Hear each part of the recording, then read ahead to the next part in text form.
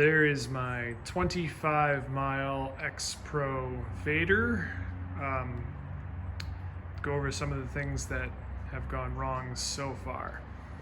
I don't know that this is a defect per se, but when I got the bike, the chain was like banjo string tight.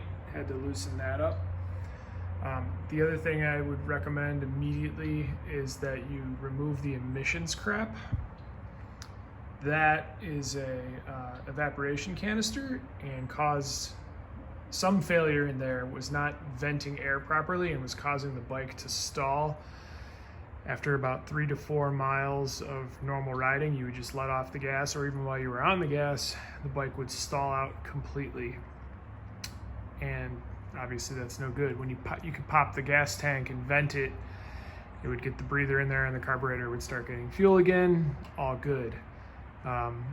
Other thing is, some of the stuff on this motorcycle is just put together stupid.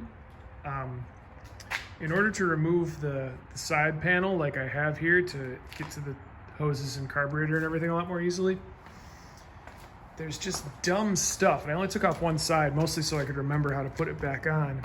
This one's hanging up here because it's still got the cable for the release, but look underneath there. That screw comes in from the other side. So unless you take off the whole undertail portion, you cannot get to that without removing all of that stuff underneath there easily. I didn't want to do that. I ended up kind of jamming a 90-degree attachment in between there with the bit shoved all the way in. Let's get that to focus.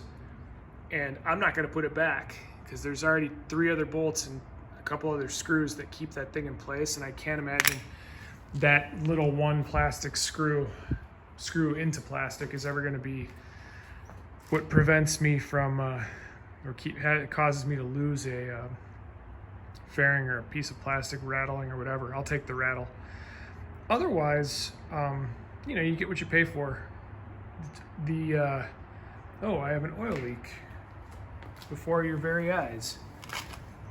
That's good. I want to see where that's coming from. It just started leaking oil after this ride. I had 20 something miles on it and never had anything underneath it before. No oil on the ground of the garage, no whatever. I think I might have had it overfilled quite a bit because after it lost some, it's still in the regular range, the good range, and I had it up a few minutes ago. I had the swing arm on jack stands to keep the bike level while I was checking the oil, and did so several times because I was going to add some back in.